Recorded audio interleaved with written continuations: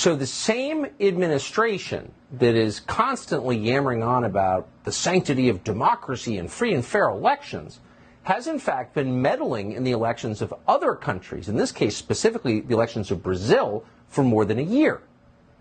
We're not speculating about this. Biden's CIA director personally pressured Jair Bolsonaro's office, that'd be the former president, or still technically the president of Brazil, pressured Bolsonaro to accept the results of the election long before the election took place.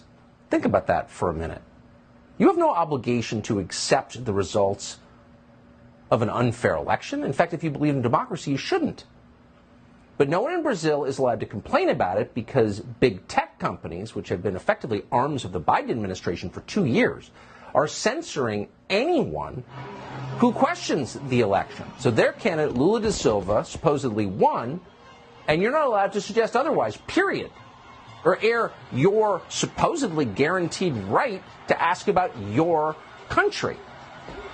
A judge has also ordered that social media companies remove any posts that question the election results. So this is massive suppression, and despite it, or probably because of it, physical protests are breaking out across Brazil. Matt Tierman is an investigative journalist who joins us to assess what exactly is going on here. Matt, thank you so much for joining us tonight. So the Biden administration is admitting they had the CIA director try to bully the president of a sovereign country on the question of his own elections? How can that happen? Well, they don't even think it's a big deal. It's par for the course. In fact, Bernie Sanders was talking about it on Pod Save America, the lefty podcast of former Obama administration alum. And it was like, okay, this is great. This is what we should be doing. We need to secure, quote unquote, democracy our way. Now, Bernie Sanders was somebody who was rallying for decades against the CIA involvement in Latin America in the 70s. But everything's about politics for these people. And in addition to the CIA director, now they're talking about sending Jake Sullivan down there, the national security advisor, to make sure the transition is orderly.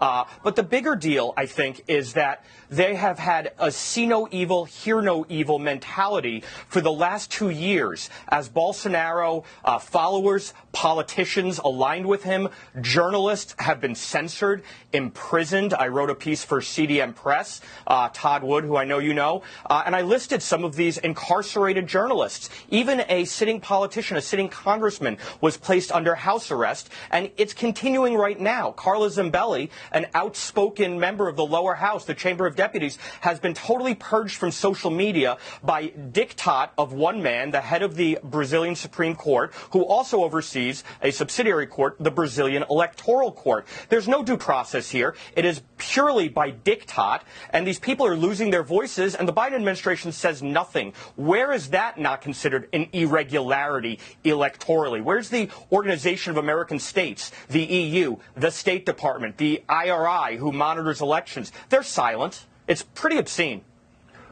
If you don't have free speech, you don't have democracy.